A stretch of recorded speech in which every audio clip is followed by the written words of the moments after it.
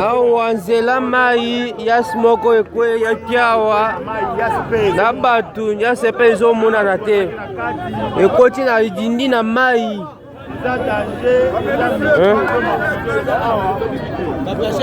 tala ebele ya bato oyo papa ye ekoma te ndenge bekaka eza na sa bona bato baza na se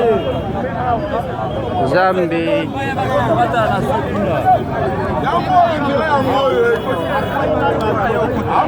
bele ya bato oyo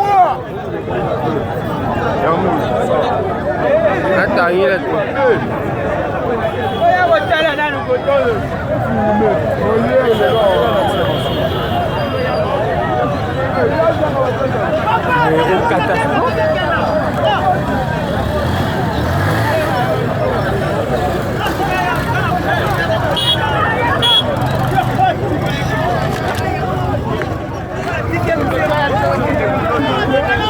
awa bantu bakwei na mai awa